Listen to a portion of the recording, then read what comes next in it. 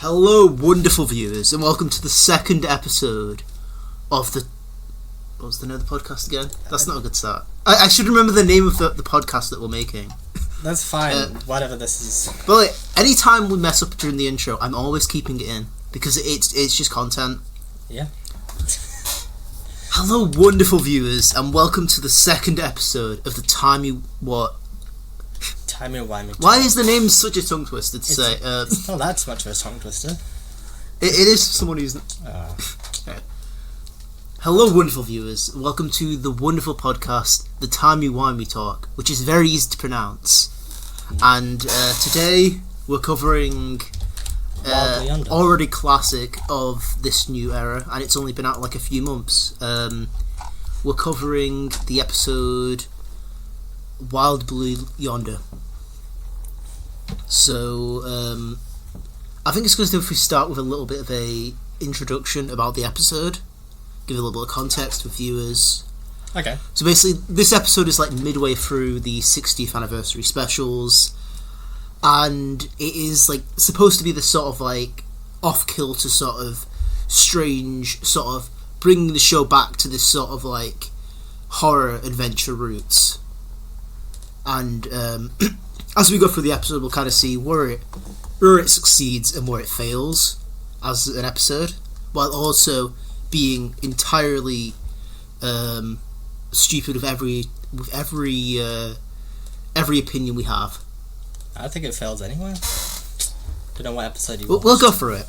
We'll go through where it succeeds and fails. Okay. So do we just start straight away? Let's get straight into it. Well, I think let's give a little bit of context of why the Doctor and Donna are where they are. Yeah, this is something that I was annoyed that you didn't bring up last episode, was the ending gag. You didn't bring up the ending gag, which was like the best part of that episode. Well, we're already like 1.5 hours in. I didn't want to pad things out more, but you know. Well, anyway, so in the previous episode, Donna spills tea on the TARDIS console. With coffee. Which ends up sending the TARDIS through a massive, like, just random adventure off to the middle of nowhere. And during this, we get a wonderful introduction to Isaac Newton, which has not caused any controversy for any of the fans. Okay, it's time for my rant. Okay, so this is a cold open. They're cold opening the episode with a gag. It's 2 minutes long. It's 2 minutes long about they're speaking fancy in 1666 England, and they pick an actor. It just happens to not be a white guy.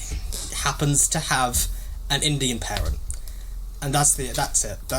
It's fair. Like, I'm kind of with you, but I kind of understand the kind of controversy because it is a historical figure.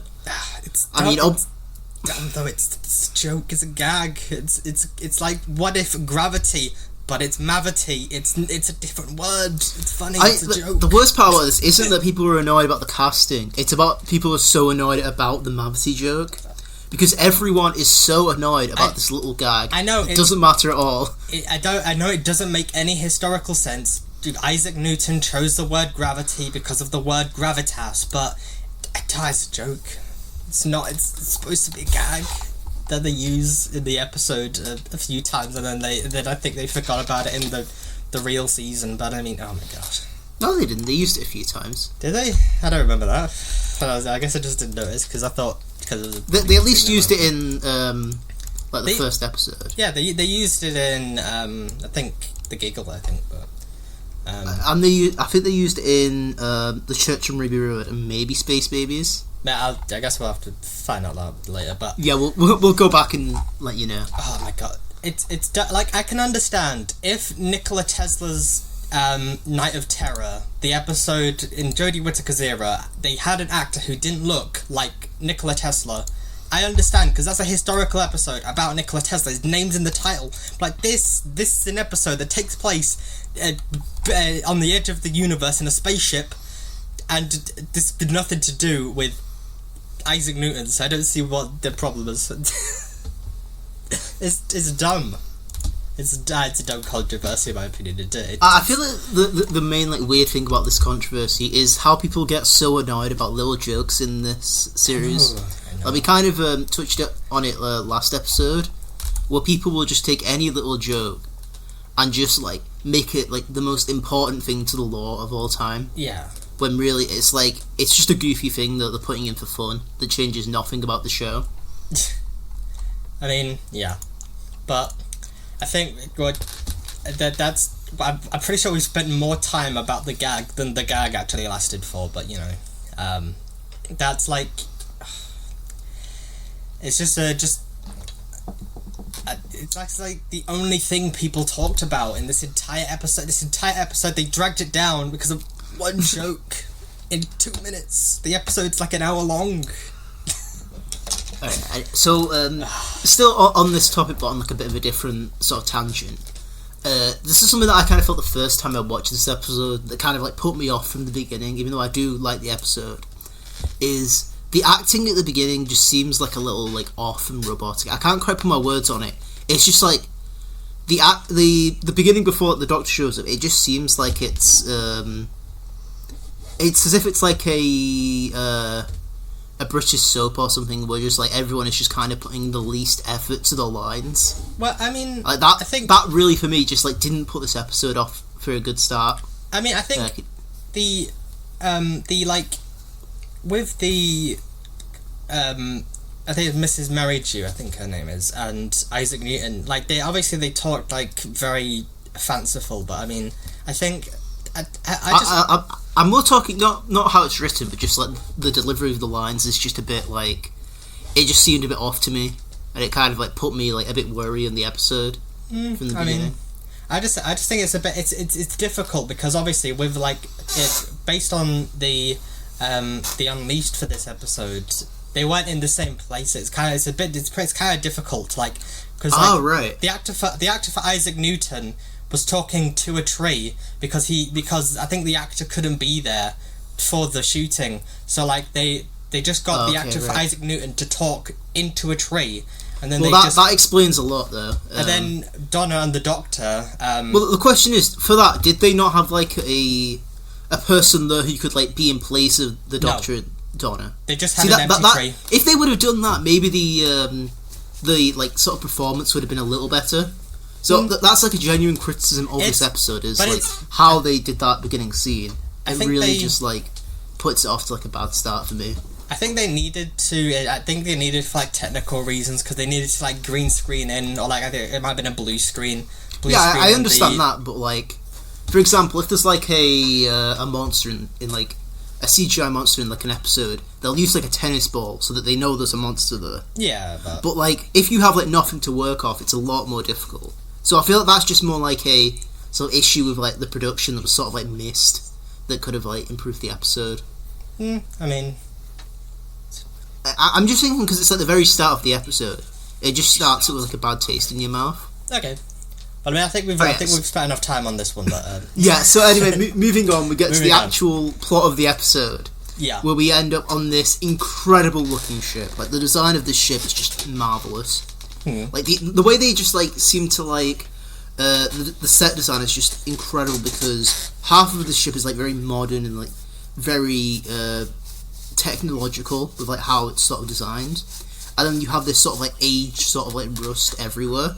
And like another thing I'll point out as we go on is a lot of like references to like horror movies, like very classic horror movies that like sort of like show themselves a lot further in the episode. Yeah, it's just like it's such a great sort of like you can tell they took inspiration from a lot of like classic horror sci-fi. Yeah, and it really just like gives the whole like episode just this really great atmosphere. This is what I mean by last time is that TNS is going to know a lot about all these references. I have no idea what they're talking about, but I'm just going to agree anyway. I'll be honest, these aren't subtle references. Well, maybe some of them are, but there's one where it's literally just basically the scene from another movie. I have no idea what we'll get to it as we go on. It's my problem. Okay, so yeah. So and then as they land, we sort of get this sort of weird, like sort of strange scene where the TARDIS seems to be playing this marching war anthem called I think is it Blue Yonder or Wild Blue Yonder? Wild Blue Yonder. Is the actual song called Wide? Because I read in like the subtitles for the episode it said Wide, but I'm not sure if that's just like a mistranslation or something. I'm pretty sure it's Wild. It's very important we got that right, of course. So the only issue I have kind of with this is when like they immediately start talking about like the sort of like context behind the song, as if that's really what they should be focusing on when they've landed on this mysterious alien ship. They're on about how like, oh, this song's about a war. Like it just like really took me out personally, just how like heavy-handed the like thematic stuff of like this song was. Like very clearly it's like an obvious thing of the episode, but I would have preferred if like if that messaging was a little bit more subtle, because just them talking about it in the way they did, it just felt a little like spoon feeding what you should know about it, rather than like doing it in a more subtle way. Most people don't really know what Wild Blue Yonder even was, because it is. I'm pretty sure it is an American war song. I mean, I had no idea what it was, and I mean, it was when I looked back at like some like information about the song. I'm pretty sure it was an American one, and it was kind of. I guess it might have just been explaining that, but I guess it could have been seen as a bit, spoon feeding. A bit heavy-handed, yeah. But I mean, then again, it would be kind of weird. I mean, the Doctor definitely would mention. I don't have like an issue with that. It's just the way they did it felt a bit. If they would have more just like kind of as they were exploring the ship, they explained a bit more and a bit more, instead of just this one long scene where they explain every little aspect of what the song is. Well, like, I feel like there was a way you could have written it where it's a lot more subtle than what they did. I mean, if it's something that invokes sort of memories for Donna, I would definitely see how she would talk about it the way she did. I don't have an issue with the scene later on where they're talking about like Donna's actual like sort of like attachment to the song. It's more just the very first sort of like time they hear it, where they talk about it in like this way where like it just doesn't feel like they're actual people in the story. They feel like they're just people who are trying to explain the themes to the audience. I guess so, but I just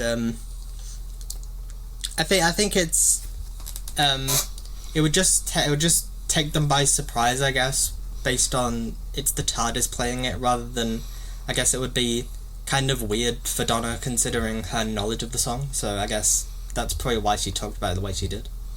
And plus, the Doctor does mention that the TARDIS was playing a war song, which is I guess like strange for the TARDIS. I guess this links in with like the whole season-wide arc, but I guess the I don't know. I think it's I don't think I felt like that usually when when it comes to like, so what dialogue. is your like sort of what is your sort of like theory as to why the TARDIS played that song?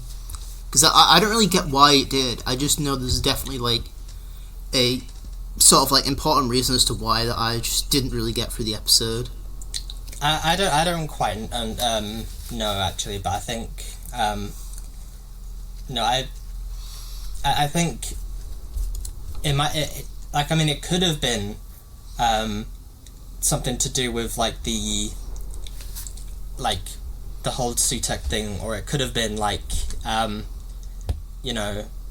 because obviously right after this, when the Doctor puts the sonic screwdriver in the keyhole, obviously we do hear that groaning sound for the first time from the TARDIS. So is that the first time we hear it?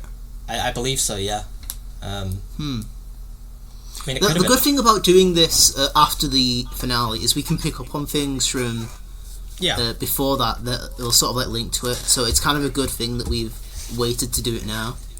Yeah. So I don't know. I think it's a small detail that doesn't really have an impact on the episode, in my opinion. Yeah, for me at least. Yeah. So anyway, moving on from that, the Doctor and Donna start exploring the ship. So they walk about this like massive corridor, which like the first time I watched it, the effects kind of looked a bit off, but like watching it recently, the effects of like, I don't would say aged, saying it only came out a few months ago, but they looked a lot better than they did the first time for some reason. I don't know why. It's just like it was a lot better than I remember it being.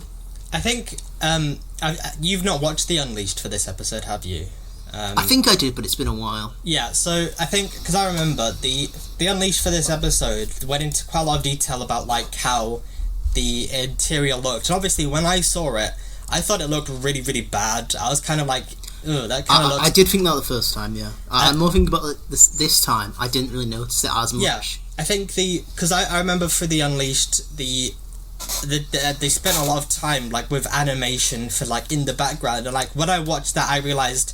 Yeah, okay, the background isn't bad, it's really, really good. It's just like my non-technical brain with this sort of thing makes it seem just sort of like plonked on a green screen, but obviously that's not true. Like, it is a green screen, but like the way they went about doing it was a lot more extremely technical than my brain can handle. But, you know, it's watching it back now, remembering that, it definitely looks a lot better, in my opinion. I wonder if that's why it looked different for me, because I still had that in the back of my mind. But so anyway, moving on from that, we kind of have like this sort of little moment where the Doctor is kind of like, so we hear for the very first time this sort of like alien language as the ship sort of like morphs around them.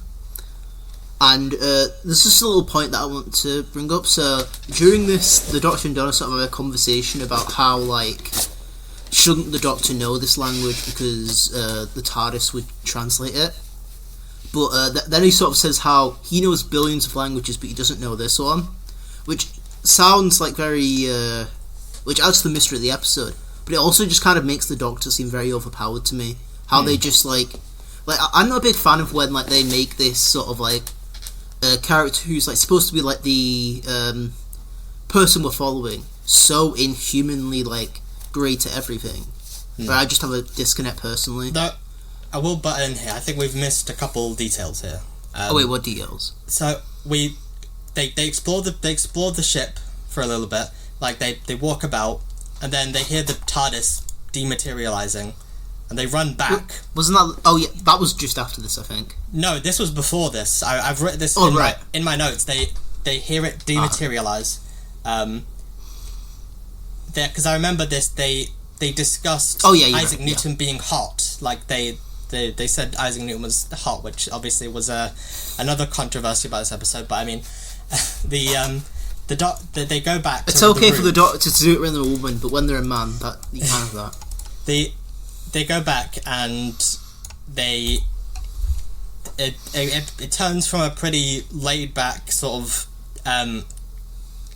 jovial scene to a very, very serious scene, because obviously now the TARDIS is gone.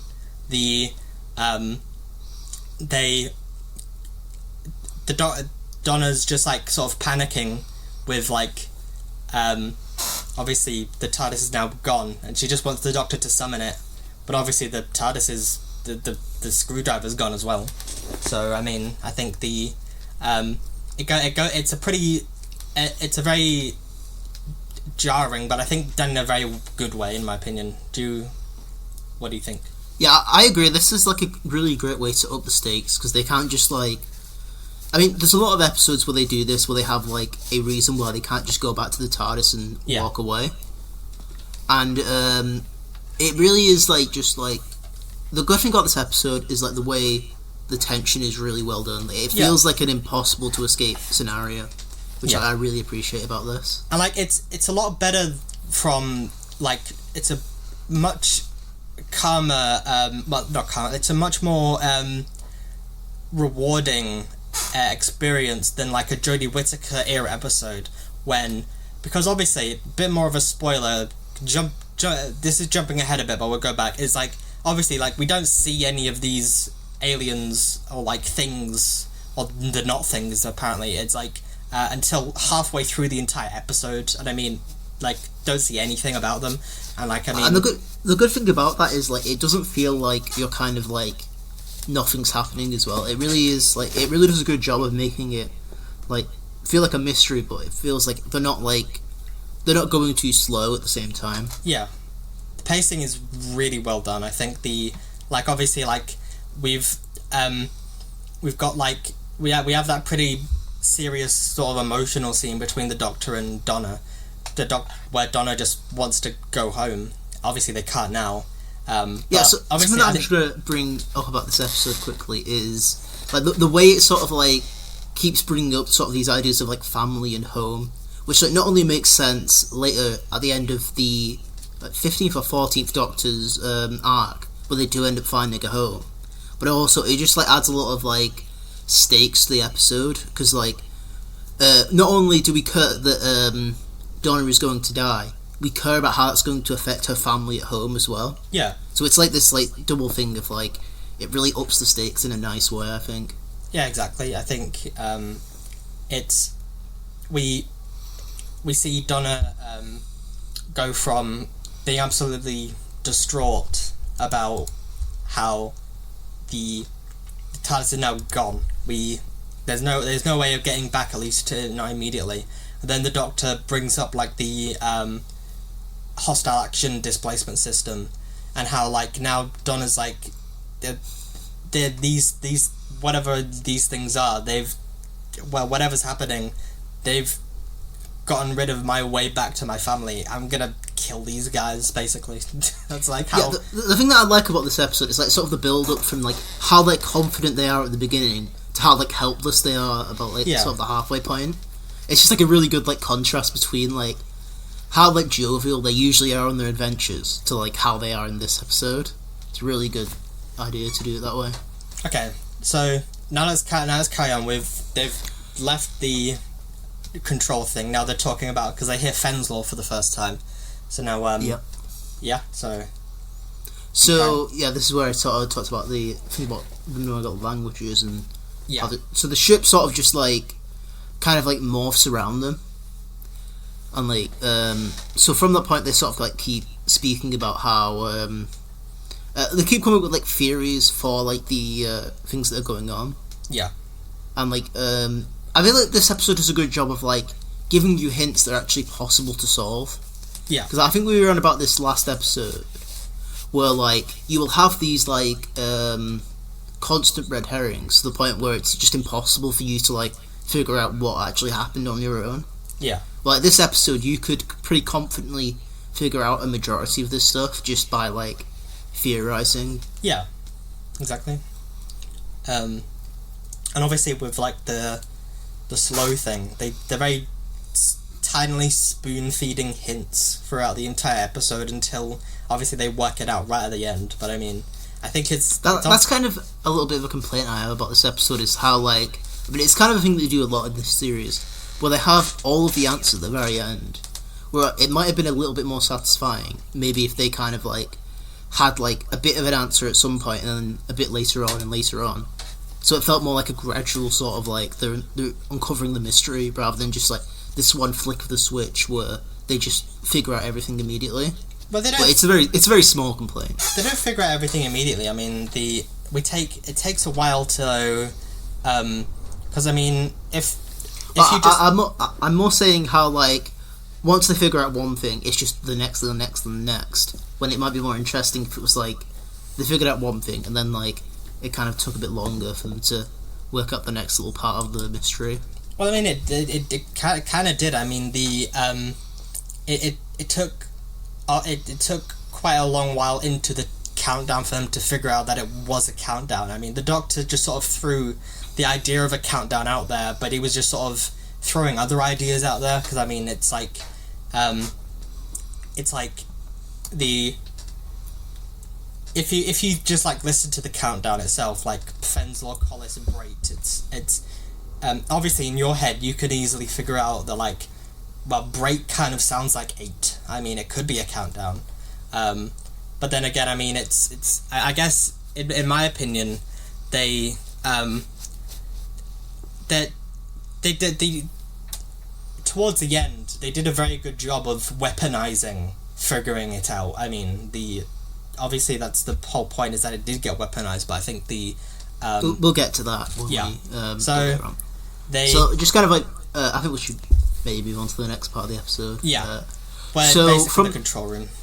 So this is like the control room scene where like we see for the very first time where they actually are, and like we see they're just in this like massive expanse of space where there's just no light and there's nothing.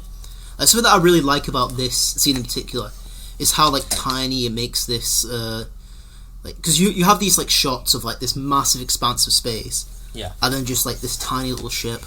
It's a really good job of like making this episode feel like truly isolating.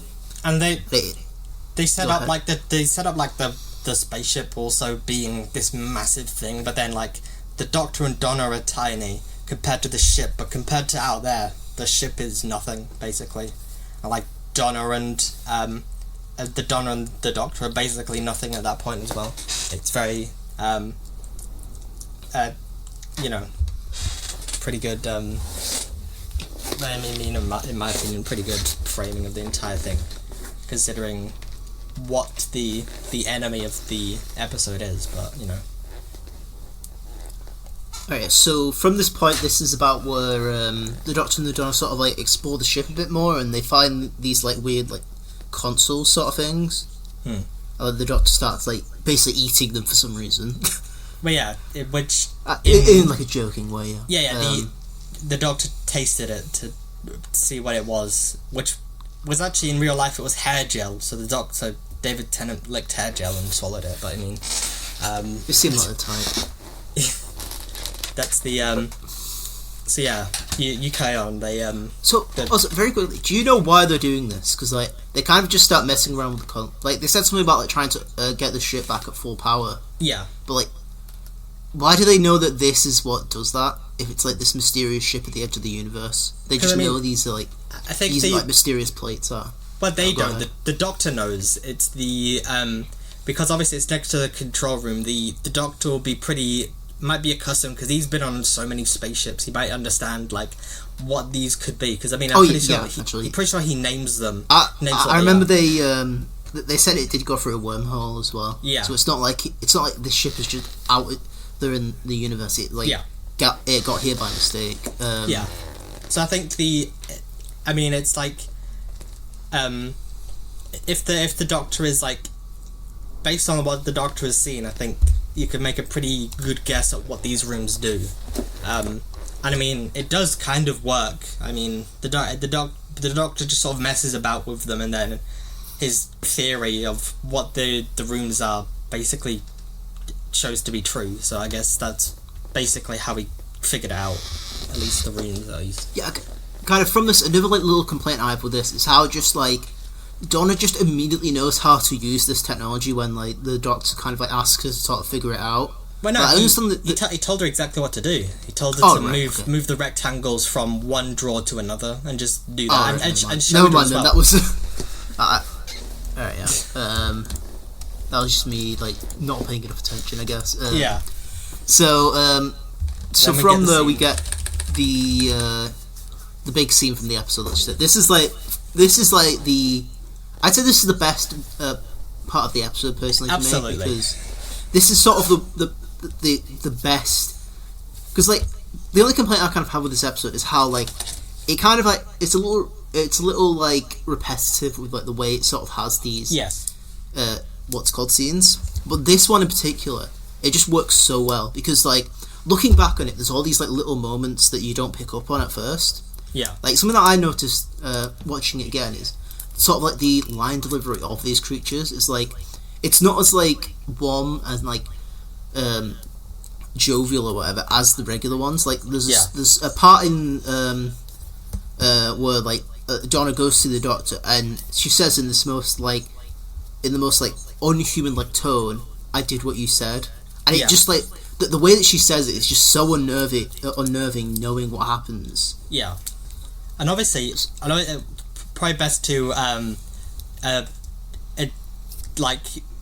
label where to know which ones we're talking about. We're not talking about the real Donna and the real Doctor. We're talking about like the Doppel Doctor and the Doppeldonger. Which we'll get to now. So basically, the Doctor and quote unquote Donna, they have a conversation about what might happen if this TARDIS is never found.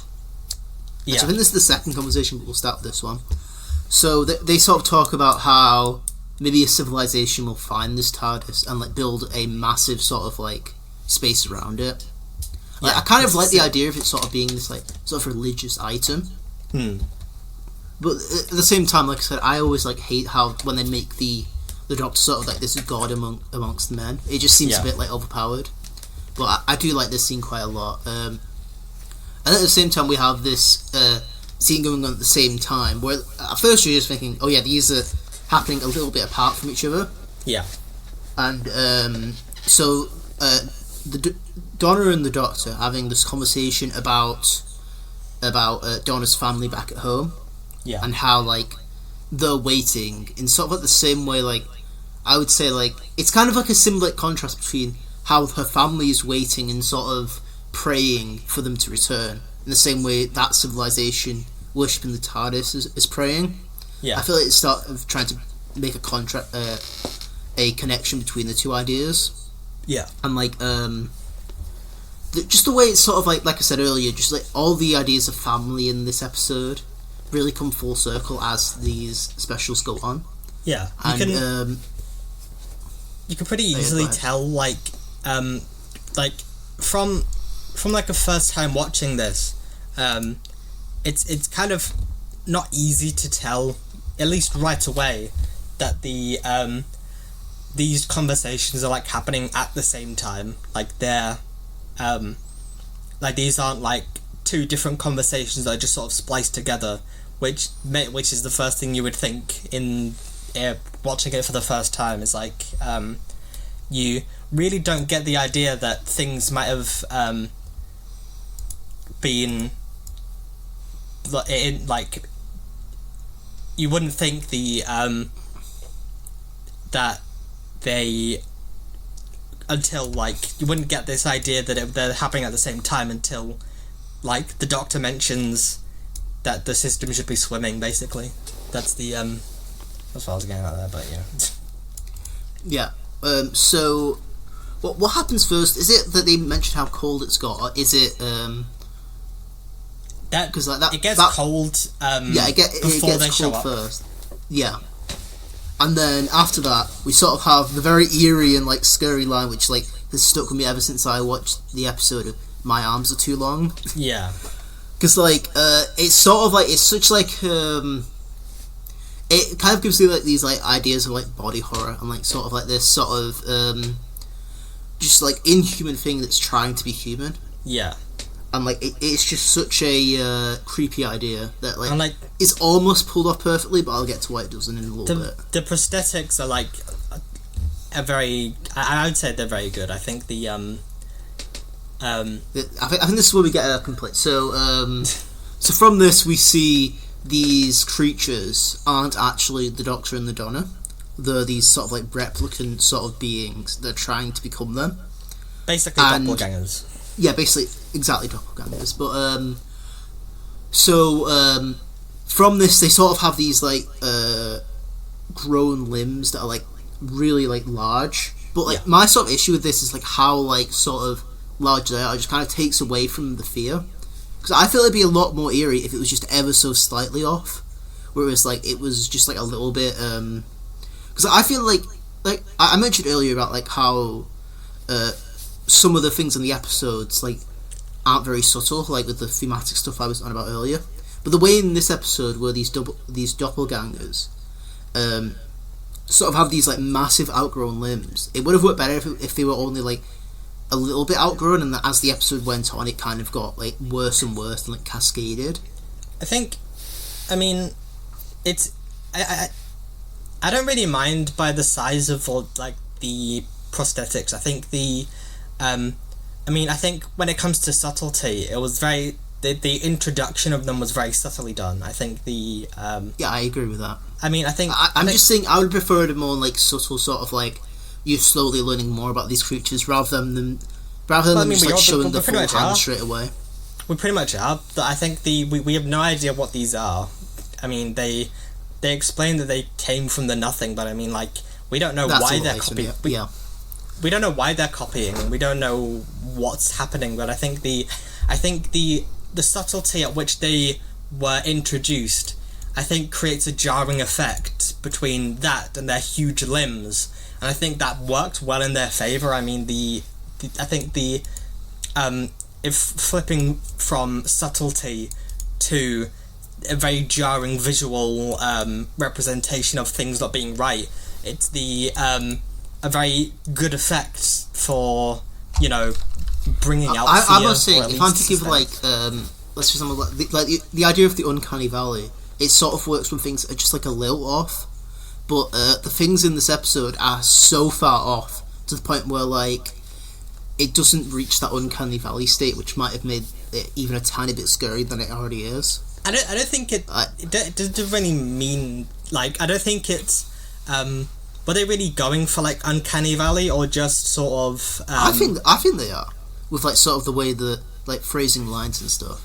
I mean, like the way they're like distorting the bodies. I think I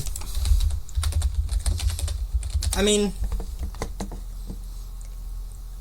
I think the idea of uncanny valley comes from when something like of human creation doesn't look right. I think it's the so like things like androids or like robots that are designed to look like human-esque, like humanoid. I think that's kind of the idea of this, is that these creatures are human-esque but just not quite human.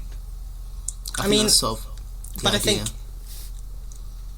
I think it works for me because like these things have no idea what human means or like what it's like. So like literally they've only just, because I mean like obviously the pilot of the ship is humanoid but isn't human. I think they've just like the doppelgangers, from their perspective, they've just seen these two humans and they're just sort of figuring it out right now, because I mean they haven't been there long. So I think they're like trying to figure it out themselves. I think it works well for me, in my opinion. I think, you know. Yeah, I mean, I do like the design of them. It's just kind of like, I think they kind of like it should have been sort of the other way around, where like kind of what it was at the beginning, they were like very distorted and they sort of like became more like them.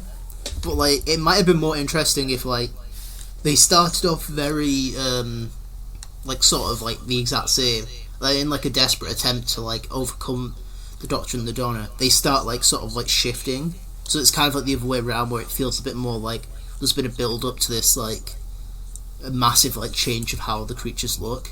But that's completely contrary to the point of the episode, because the whole point was that they're trying to copy them directly, obviously, because they figure out obviously that if they could somehow trick the TARDIS into thinking that they were the Doctor and Donna, the whole point is that they were slowly becoming more and more perfect.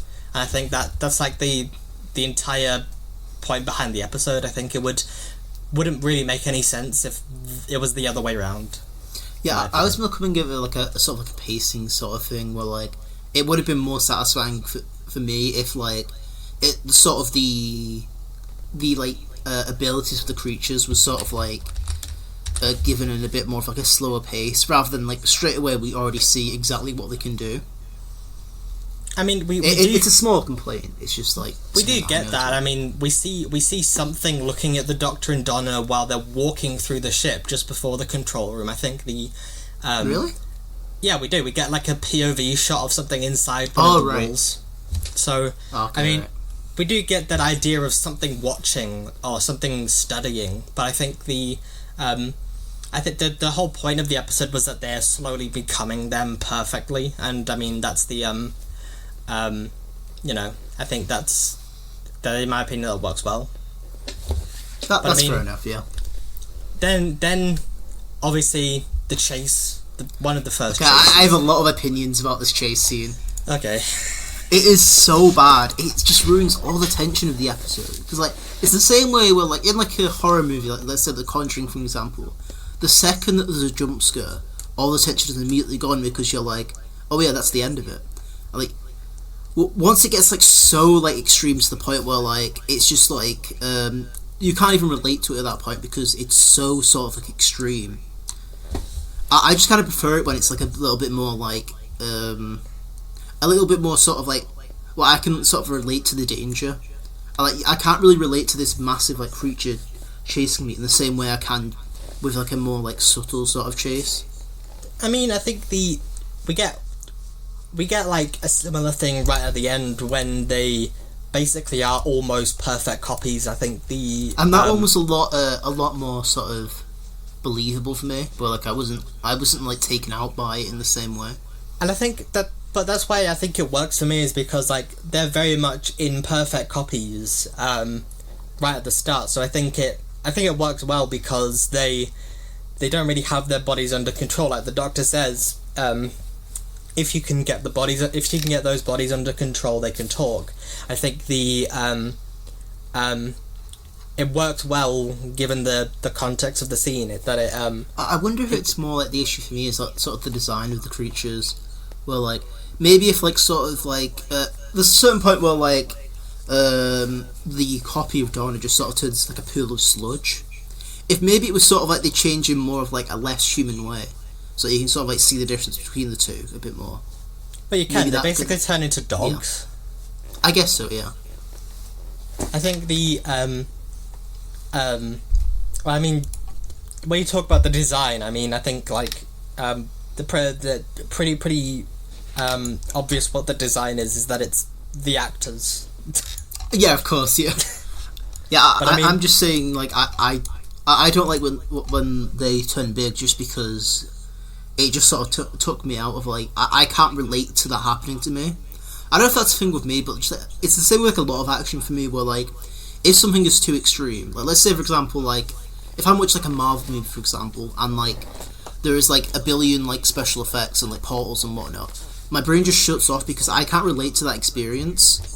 Like, obviously it's like sci-fi and fiction, yeah. But like there's a certain like level of things that I can believe. But like if it gets to a certain point, I just can't relate anymore, and it's just like I just like stop caring about what's happening, and that's sort of like what happened with the first chase scene for me. It's just like so much was happening to where like I just didn't find it scary or find it sort of engaging.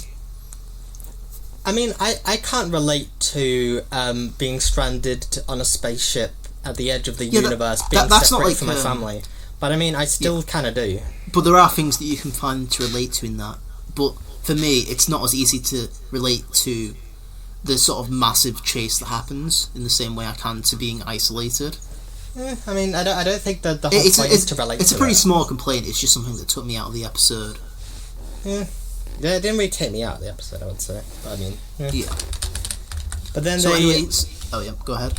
No, you can. It's Oh yeah. So from this point, they kind of escape by the skin of their teeth when once again the ship kind of like reconfigures, and they end up in the innards of the ship. This is where I mentioned earlier, sort of the references to sort of like horror movies. Is we get this like what seems to me to be a very clear reference to the movie Alien, where these like the inside of the ship reminds me very clearly of like these scenes of the film Alien, where these like metallic sort of corridors, which are very isolated, and it feels like anything could like come out at any point. It feels very intentional to me. In the same way, I think very clearly also in the episode a lot later in the series, Space Babies has a similar. I mean, even the design is very similar to Alien, but this seems like a very clear like sort of nod to that movie to me. I mean, I think, like I said, I don't really watch movies all that much, so I think the reference is kind of lost on me because I don't really. I mean, I've never watched Alien, but you know, I think it looks good. I think I mean it worked well for me. I mean, I did put even without that sort of context, it was sort of a very good idea to take that sort of like aspect from. Like that's kind of like, I'm going to say this very quickly. Another complaint I have with this episode is how bright everything is. It's like you have these massive bright corridors where like. I think that's kind of another issue I had with that chase. Is like it would have been better if like these creatures were sort of more shrouded in darkness when they sort of transform, because when they're like so brightly lit, there's no sort of mystery to like how they do everything. But like, the whole idea is that it's supposed to bring a lot of mystery, and like everything is so brightly lit that you can just see everything from a mile away. I think the it's different because the in the Unleashed for this episode, they do talk about how bright it is, and like if you see the early versions of this ship, the ship is so much brighter. Like, I mean, it's like even more so. Even more. So I think it's kind of like, I feel like this episode has a lot of like production like pre-production issues that, like, if they would have caught on to that and sort of like had more forethought in those sort of areas, it could improve the episode. Because like, it's an incredible episode, but there are all these small things that me as someone who's hypercritical of things, I notice that I'm like, this could be better, and it's just like, it keeps like making me wish for more from the episode. I mean, yeah, but I think from my perspective, the Doctor Who episodes have never really like, I mean, from like people always say Chris Chibnall's era of Doctor Who was the best looking, but I mean, I kind of disagree, because I think it's mainly in like the cameras used and stuff, and I think you can't really so something that I'd say is like, it's not about like it's about what you show and what you don't show. Yeah. And I feel like this isn't an issue with budget, it's more of an issue of like the choices they made go against the idea that they're trying to create, because they're trying to create this idea of mystery and like sort of, you don't know what's behind the next corner, and it just doesn't work when everything's so bright the whole time. I don't think that's the mystery, because we know exactly what's behind the next corner. We know it's we know exactly what they look like, because they look exactly like what the actors look like. But the idea is, even from that point, we still don't know much about them, even when we do see the creatures. Yeah, but I think the whole point is that, like, we don't know right now that the creatures are trying. They're not actually trying to kill the Doctor and Donna. They don't want to do that. We don't know that yet, and I think I think lighting in this case doesn't really matter, because what we're really scared of is like the actors themselves. Is like, are the actors we're following, like, are the characters we're following actually really the characters, or are they the doppelgangers? I think that's the what I'm just saying is, like, I think like sort of like a darker atmosphere would have helped the sort of the horror and like sort of tension of the episode, and like especially in the beginning when like you don't know much about the ship, having it so bright, it sort of takes away a bit of that mystery. But then again, it's a small complaint, but it's just like, I have the same issue when like a like proper horror movie, like a what do you call it, like a horror movie. It's like, that's the sole like genre, it's just horror. If they have a brightly lit, if every scene is brightly lit, then it just like, that is always something that really annoys me personally. But every scene wasn't brightly lit, because when they get that's separated, true. Yeah, that's true. When they get separated in the halls, they're extremely this is dark. This is what I'm saying, because this is so much eerier than like the brightly lit area. If the whole ship was like that, it would have worked a lot better for me. I think, or like maybe, let's say when the TARDIS disappears, the energy of the ship goes out and like all the lights turn off or something like that. Or like, but they did use that. They utilized because obviously when like the doppelgangers change in some way, the lights flicker, the air becomes cold. They turn energy, like light energy, heat energy, into mass. It's the like, they do utilize that in a way, and I think the thing they're trying to convey with each, because I think maybe the lighting in this case was very, very much intentional, because when we see two people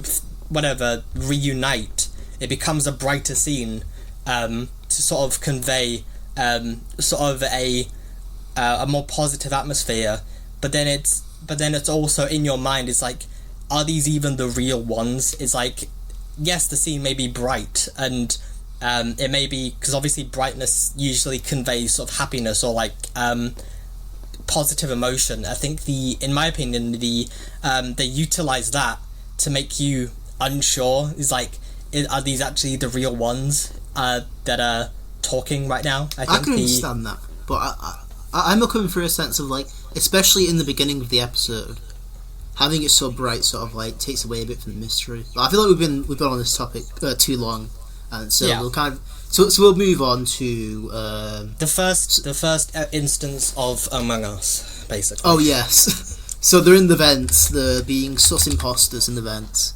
Yeah. And, so we see Donna turn a corner, and we see the Doctor, and then we see the Doctor going to a room, and we see Donna. So basically, now it's who's the sus imposter this time? Well, for the first time. Because from the first time, we now know at least one of these people aren't the actual real. Yeah. Because they've already done this once, where like they had these same scenes going on. Well, no, this is the first time we're talking about the first one. But I mean, it's in like we've already had the scene earlier where like the Doctor and Donna are speaking, and it seems like they're talking at different times, but it's the same. So we can kind of gather from that, like we know for a fact one of these is not the real one, and it adds a lot of tension. So we see the Doctor sort of talking about like where he's from, and we see quote unquote a Donna talking about that she knows that that's not true, that he's from Gallifrey. And then we see the other scene where it's the Doctor is very much in charge in that area, where he's sort of taking off his tie, sort of trying to prove that he is the Doctor. So we know at least that and to be fair, I think the something I really want to say about this scene is like there's a certain line that really made me laugh thinking about it. It's so the Donna and the fake Doctor are talking, and they're saying, "Oh, but you're just making this up." And it's like, I always do. I really like that. that line just really got to me. It was really funny. To be fair, I think Donna in this, like obviously the real Donna is the one who talks about Southampton. It's the I thought it was pretty funny because like Donna was just like ha, I got you. No, I'm from Southampton. They're just like I don't know that. I think that is true. The Doctor did not know that she was from Southampton. I mean, I think to be fair, I do have something I want to say about this scene. Is that we see in this case roles are very much reversed, because we see Donna is very much very, very, very observant in this scene, because obviously we see Donna notices that the tie disappears, while the Doctor is very much it could have been something from like the regeneration, sort of being very we see the Doctor being very unobservant, because like the fake Doctor, the fake Donna like manages to trick him until the very end. I think that's more of a thing of like he's sort of caught off guard by the mention of this sort of the flux and like the timeless child sort of thing, but like it's sort of getting to him where he's not in like his sort of like steady mind because of that. But so I think that's not a complaint from me. I think it worked for very many reasons that we'll get into later. That I'll definitely bring this up again. Like I think it works. I think it's good. I think like this scene was pretty much perfect in my opinion. So, so from this scene, so we find out both of these are not who they say they are. So for one, it is the fake Donna manages to trick real Doctor by mentioning like the timeless child, the flux, and all that stuff. And Donna notices that the Doctor who took his tie off, the tie disappears. So obviously that's not the real Doctor. I just want to ask quickly: can you actually see the tie is missing before Donna points it out? I think you can. I'm not sure if they have like a wide shot after. I'm not quite sure. If not, then I feel like that would have been a good choice. I think. If not, that's a miss. Missed opportunity. When we finish filming this episode, we'll go back. I'll go back and look, and then we'll just add a note, edit in a note. What I'm gonna do is very quickly, I'm gonna check. Okay, I'll keep talking then, and you just sort of do nod and say every now and again. So we go. Obviously, we see that, but then again we see the Doctor, like the fake Doctor in this case, basically becoming like. I think this is kind of a bit of a letdown with regard to like the special, like the CGI effects. I think the when the Doctor sort of has like his head between his own legs. This is something I want to point out that's also in a reference to a very famous horror movie. Seems very clear to me that it's a reference to The Exorcist, where it's it's like scene for scene exactly the same, which is it's not a bad thing because it's very clear they want this horror tone, and they've done a good job of taking these like influences from very like great horror films and putting it into this episode, and it works really well in that way. Obviously, I think the head kind of looks a bit weird, but I mean, then again, it is. I guess it is supposed to look weird in that case, but I think the and then I just sort of obviously the tension from the scene is kind of gone when the fake Doctor just sort of runs around saying like Auntie Janice, Mummy and Daddy, that sort of thing. I think the I mean, it was funny, but I think the kind of obviously the tension's gone because obviously we know who is and isn't real, but I think the it's kind of strange. I think that sort of took me out of the episode. I don't know. It might have. Yeah. So what I just want to say is they definitely don't show the tie in the ground before Donna says that. So that's a massive missed opportunity. I'm actually so disappointed because I did write that in my notes, something like, "Oh, they didn't show that," but yeah, they didn't. But then, obviously, when the two of them leave their rooms, we obviously we finally see the Doctor, because obviously a main part of the Chris Chibnall era was that the Doctor didn't really show annoyance, frustration, that sort of thing. But then we actually see like the Doctor finally showing emotion for everything that happened during Jodie's time as the Doctor, where he just basically just has a bit of a conniption fit against a wall. But I think that's kind of something that I just very quickly want to point out is how like throughout this new like era of the show, how much more empathy the Doctor has than in previous seasons. Yeah, that's where like they actually like feel for every loss they take, whereas like it just kind of felt like, oh yeah, that wasn't my fault. But in like these series, every time someone dies, the Doctor is just devastated. It really helps to like make you actually care about what's happening. We might come back to that towards the end of this because I have a few things to say, but I think that's jumping way too far ahead. I think because obviously we're not we've not even been introduced to Shooty Gatwa's Doctor yet, but I think we'll get there. Yeah. So obviously then we've got we've basically got the next scene. Basically the next. The only thing is, like, the only kind of issue I have is it goes from one scene where they're trying to figure out who's who to another scene of the exact same thing. Like, I would have liked if like, I would have liked if there was like at least like one little scene where I don't know, it's just sort of like maybe they figure out something about the ship. Like maybe that's where like they figure out one part instead of all at the end. But like they figure out what the banging is already, and then you can kind of like piece together the idea of the door opening and closing. Yeah, I think it's kind of hard to introduce that when they're not in the control room. Basically, they've not been pushed back. There's nothing saying that there couldn't have just been like a little like window somewhere, and they could have seen that and be like, "Oh yeah, there's the captain or whatever." That just seems kind of just a convenient way to explain that detail when it I think it was explained pretty well in the version that we got. I think you could explain it in the same way and just have it at that point to kind of like make it not feel as repetitive. But I think it works because the whole point of that scene in the control room afterwards is that they're trying not to think, but like the not things are weaponizing that, which we'll get to once we get to the scene. So we got the second one where they're all four of them are now in a room. And so what I just want to say very quickly is how there's a certain line where Donna just says how just like comments on how good she looks when she sees herself, which is just like a really like funny little moment. I like quite a bit.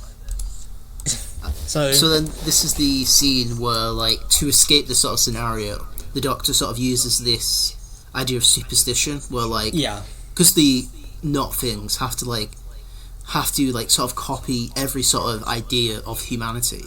Yeah. they also have to copy the sort of things that wouldn't make too much sense. But it's just like, it's so deeply ingrained that they just feel like they have to.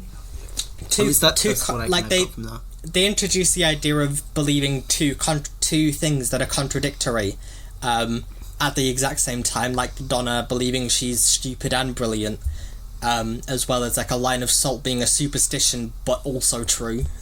Is like the again, I think these sorts of details, and the good thing about that as well is during the episode they really do a good job of showing how Donna actually is like that, because they could just say that, but like the way through this episode, Donna is constantly so like confident, but at the same time she's constantly like sort of questioning things and feeling stupid.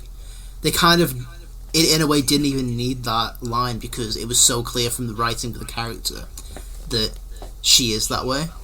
Yeah. So it's really great how they managed to do that through the writing and not just them saying that it's like that. So then it's the they basically work out that the Doctor is lying about the salt, and then it's like the this is sort of like the scene where, isn't this a scene where they explain sort of why they're doing this, at least kind of they explain how like the way I kind of picture it is they're like elderly neighbours who are really annoyed about the little kids who are throwing a party, because like they're sort of just annoyed about how loud the universe is, and they want to sort of like I don't they want to destroy annoyed. it or take part. I don't think they're annoyed. I think they're enamored by it, because they're they want to reach that place. That was they're not really annoyed. They just want to be. You kind of say later on in the episode that if they were to get there, they would just like wreak havoc. So I think it's more like they want to have that place themselves rather than just take part. Yeah. I think the to be fair, it is very, very much like, let me stand here and explain to you my entire plan sort of thing. But I think it works in this case, because obviously the Doctor has no way of really stopping them as of right now.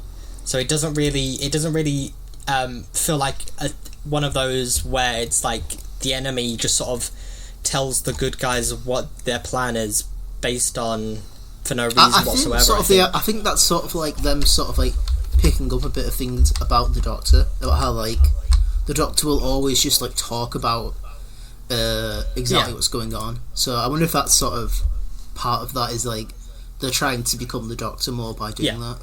I think and then again I think it's also they're not things like the not Doctor basically knows that like the Doctor knows what the Doctor knows at this point is basically they can see that the Doctor basically has no plan other than invoking a potential superstition that could or may not be true. I think in this case the Doctor, the fake Doctor is basically feeling that sort of strong confidence that the Doctor usually does at this point. Yeah.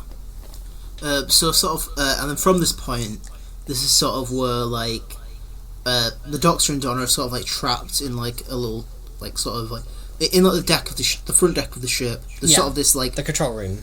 There's like this sort of like walled off like little thing. Like this door just closes and they're sort of separated from the creatures. Yeah. And this is where you mentioned a few times about the idea of like the creatures kind of like feed off thought to sort of like grow the like knowledge. And fear. Yeah, and fear. So it's they obviously weaponize the Doctor's innate curiosity. It's the because the Doctor at this point they hear like that clang against the ship again, and like they want the Doctor to try and figure it out, because obviously they don't know why that happened either, but they want the Doctor to figure out for them, and because they feed off thought, they can become the Doctor and Donna easier if they think more, and they really want them to answer this because something very they don't quickly know I just want themselves. to sort of like ask is like, what's the plan after they assimilate into the Doctor and Donna? Because like, how are they going to get to like the universe from that? Because they're still on the edge of the universe. So because Donna brought up, they know about the TARDIS. They know about that. Oh right. So okay, if they can fake being the Doctor and Donna, they could try and trick the TARDIS, basically. Ah right. Well, like the TARDIS already sees them as a threat. So like, how will that change when? But that was before they assimilated as the Doctor and Donna. This is just their wild card. They're just trying their best to They're just doing their best with the situation. They're just trying anything they can to try and get to the universe at this point. So they want to. They don't really care if it might not work. They don't know that yet, because obviously the Doctor doesn't know that yet. Because when Donna brings up that possibility, the Doctor doesn't just go, "Oh no, that's not possible." But I mean, because the Doctor doesn't know, does he? Because I mean, and they're already pretty close to being the perfect copies anyway, so they don't quite know. Alright.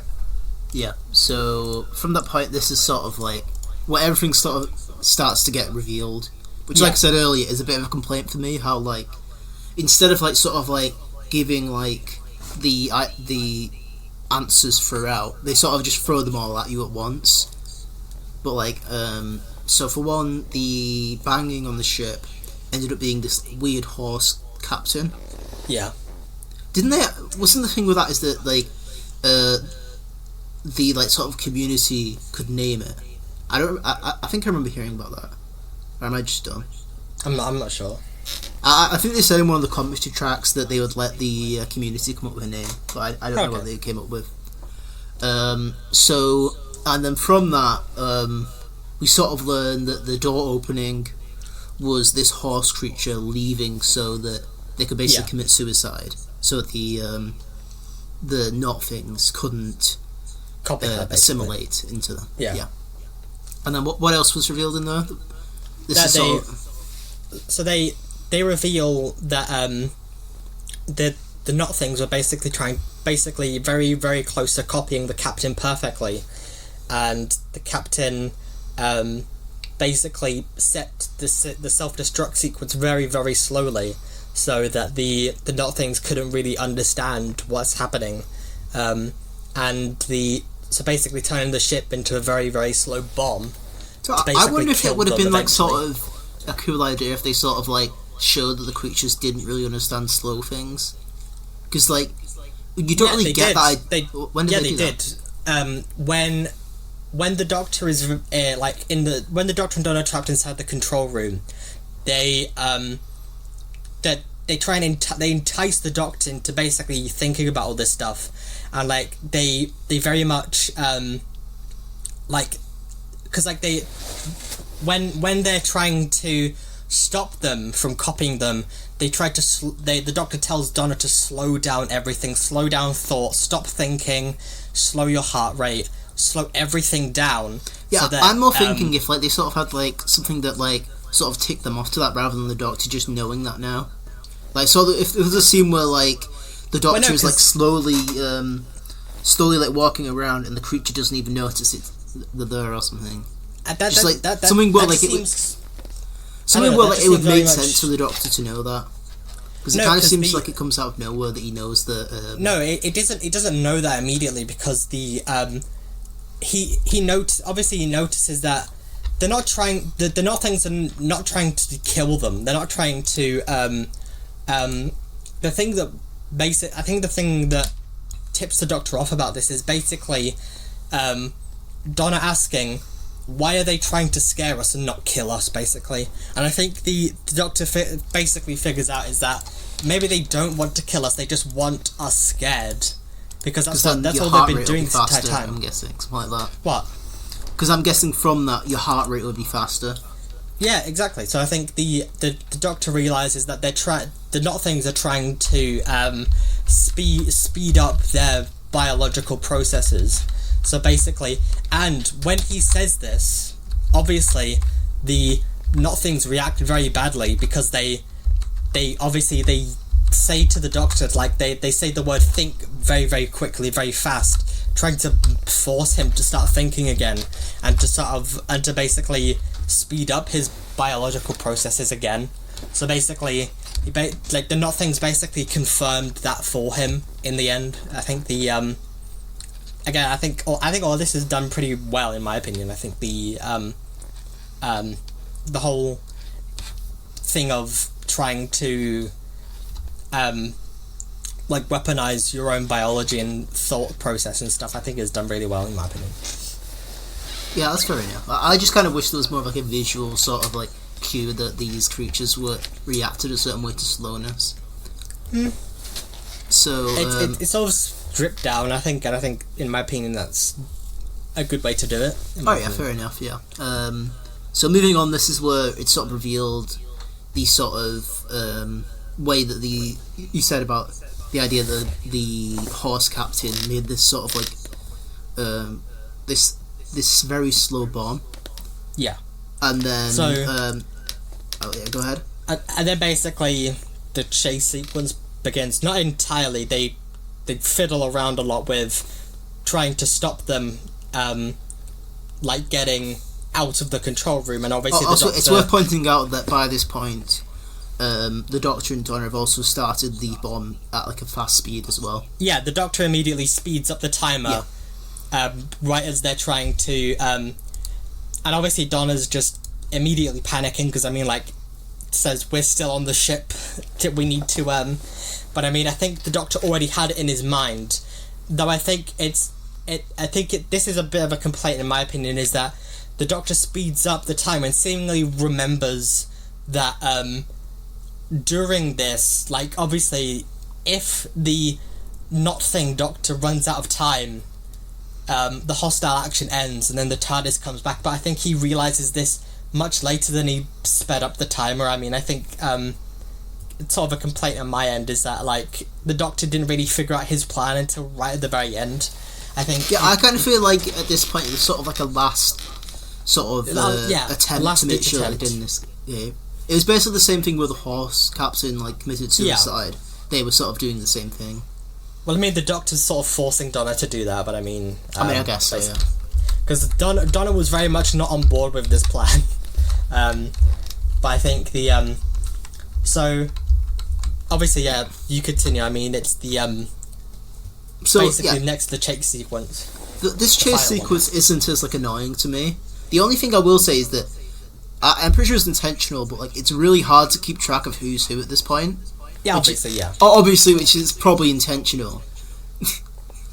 It's just I don't know who's who at that point. Yeah, that's the whole point. That is basically the whole point of the episode, but yeah. Yeah. So and then, the scene as well, because that's an important part. Pardon? And obviously, in the scene as well, it's obviously important to not know who the right Donna is, obviously.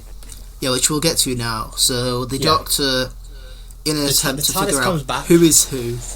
Yeah, once the TARDIS comes back, in an attempt for the Doctor to figure out who is the real Donna, he asks, why is... They mentioned earlier about this old teacher that Donna had, called Mrs. Bean.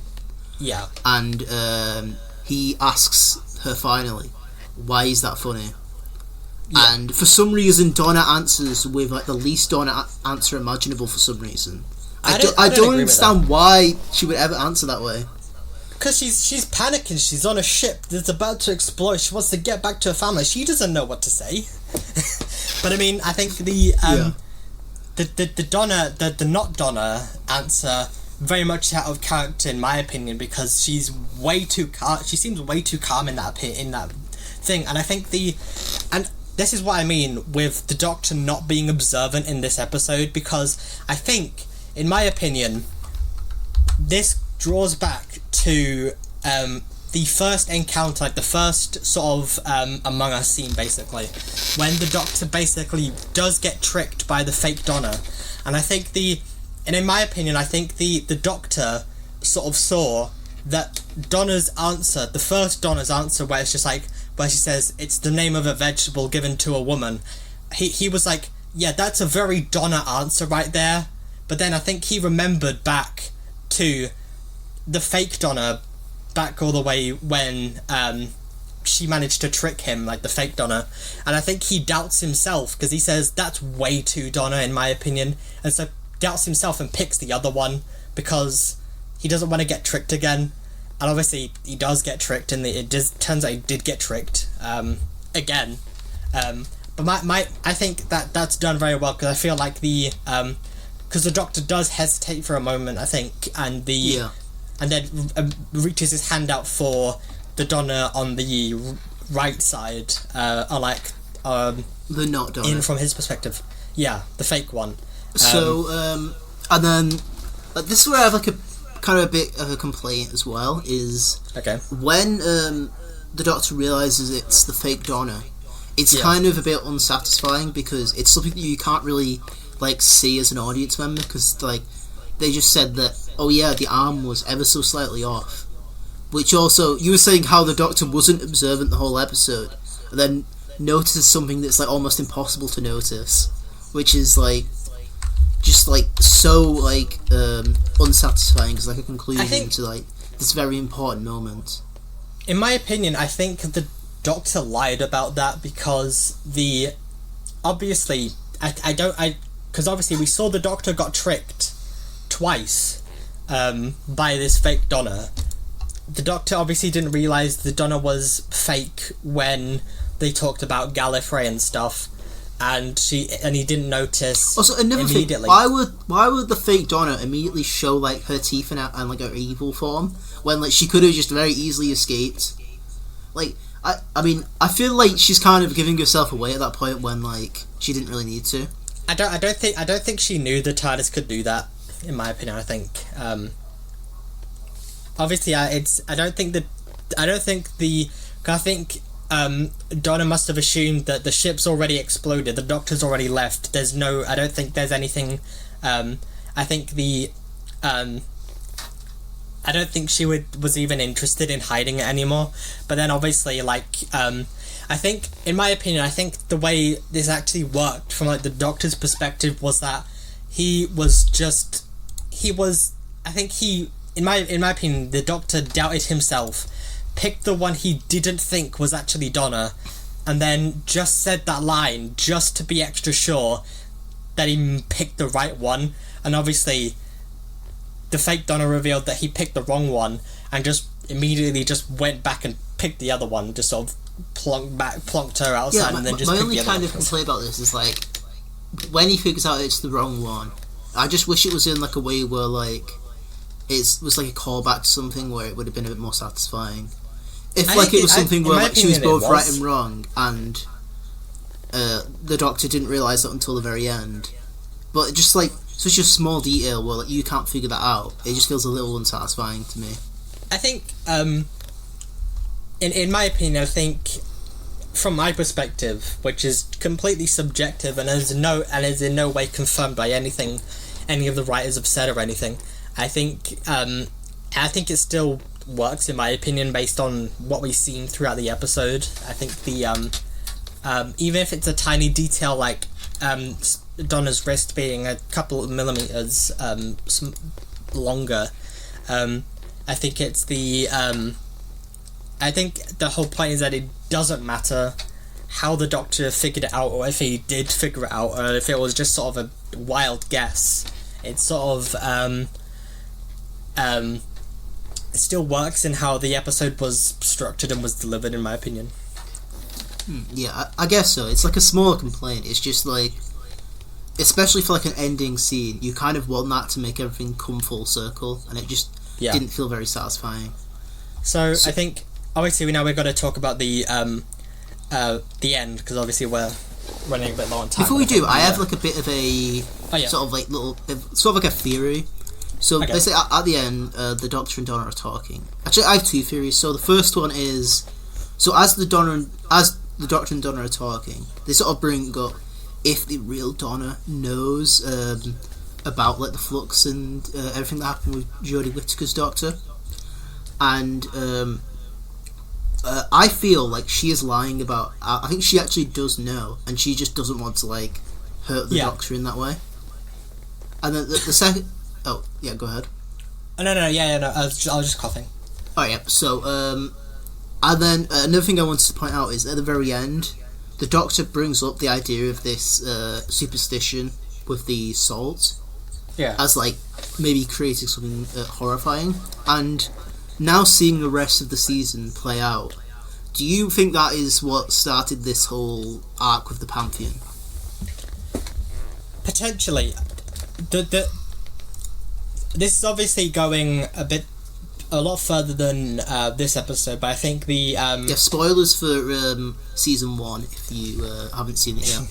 I think I'll just say the thing that I wanted to be sort of the catalyst wasn't what I thought it was. So I'm going to leave it at that I'm always wrong about these sorts of things. So this is why I don't even bother even coming up with theories, because it'll just end up being a random person. We'll bring up what I thought was the catalyst when we talk about the 2-parter at the end of season 1. But yeah, we'll get. I'll there. just leave it at We'll that. get there in like We'll get years there from now. So obviously we see. What's your other theory? Then you said you had 2 theories. No, I said one was the thing with Donna and lying. Yeah, and then the other was the salt. Okay, I mean, we'll have to see. I think it's I have a lot of opinions about the finale, so yeah.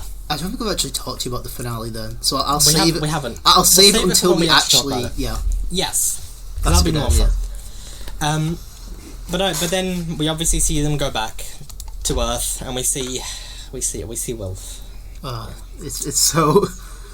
The thing is, it almost seems like they knew he didn't have long left. Just like sort of the way that they made the scene, it sort of seemed like a farewell. It's so. But I mean, they wanted to do more. They just couldn't. I mean, they planned to do more, but they just couldn't end up doing it. Like, they couldn't end up filming. Yeah, all I'm saying is like it seems like it was such a great farewell, even without them realizing. I think it's so just sad to think about now. I miss Bernard Cribbin so much. 2020, he's been dead for 2 years. That's insane. It's so sad.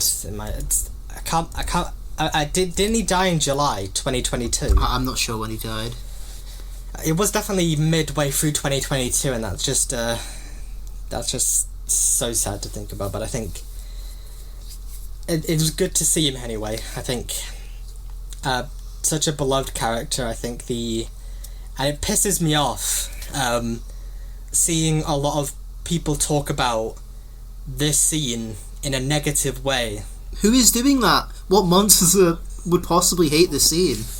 You have no idea. We'll a very long time. I'm not talking about it now, but I'll probably talk about it next time. You have no idea. It's going to piss you off. It pisses me off, but I think why does every single episode have like a really annoying fan base thing? We're never going to get free of this. Yeah, that's the thing. I can't wait to talk about Rogue. That's going to be a lot of fun. Yes. But there we go. So now I think it's time for the final thoughts. But so I'll let you go first, because I feel like you'll have a similar thought to the rest of the fandom. In my opinion, this is an almost perfect Doctor and Donna sort of episode. It felt very much like a classic David Tennant episode, in my opinion.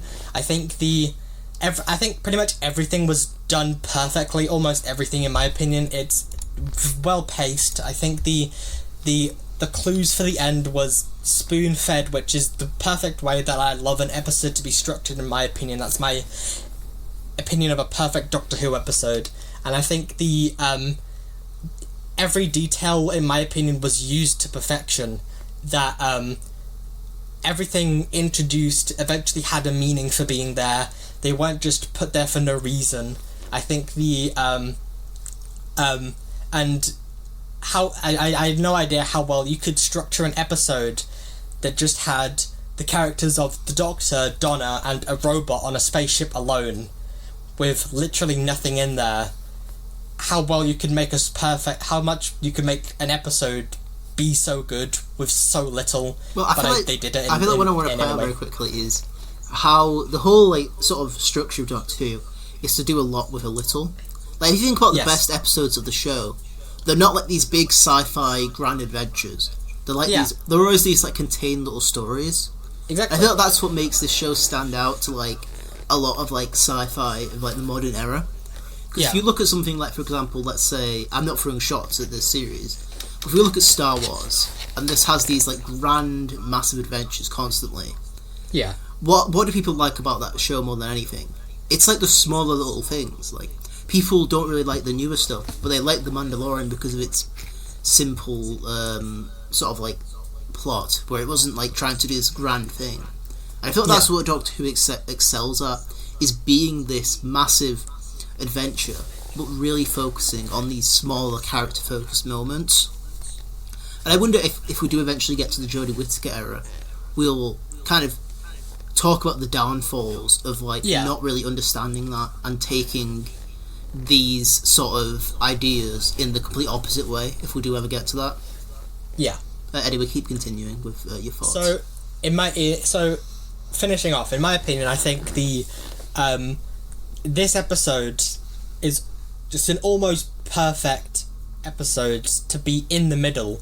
I think it stands out in contrast to everything we've had before for the past few years, and stands out compared to everything that came after, in my opinion, and everything in just the 60th anniversary. It stands out as far better than any other episode we've had so far, in my opinion. For a very, very long time, we've not had an episode this good. Really, it's been probably since 2015, probably for almost 10 years. We've not had an episode this good. So I'll kind of give my thoughts on the episode. I think this is a great episode that could have been even better. Because as I was saying throughout the episode, there's all these like small little details that like take this episode apart from me. Where like there are episodes that I like more because they're more consistent, but the ideas and like sort of concepts in this episode are some of the best in the series. But it's just sort of the way it comes out in like a whole doesn't like fit together perfectly for me.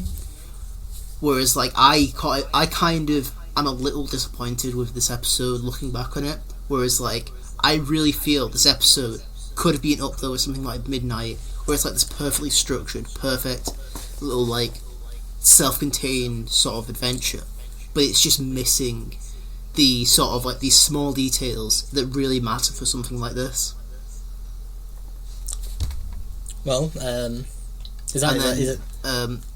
could go on a bit longer, and just to say something that even though I do have these complaints, the best thing about this episode is all of these like little character details and the way that sort of weaves into like the stakes of the episode, where everything's very human and very very important that we keep it on just these basic characters, and we're not getting too raveled up in these like big sci-fi concepts. We're making sure it's very human, and I really appreciate that about this episode. Okay. I mean, so I disagree, but should we give final scores then? Yeah, you can. I think we already know what I'm going to say. 9.5 out of 10. It's almost perfect in my opinion. I personally... Oh, go ahead, what are you about to say? So, I think it's almost perfect, but obviously, episodes like Midnight and all those episodes, they're too good not to be 10 out of 10s. This one's just missing just tiny things that just almost makes it a 10 out of 10, but it's a 9.5 out of 10. It's almost perfect. You're not going to be happy about this, but I personally think this episode is about like an 8 or an 8.5. There's just so many little things that get me in the way of really enjoying this episode to the full extent, where like all these small things bunch together so much to where I can't like the episode as much as others.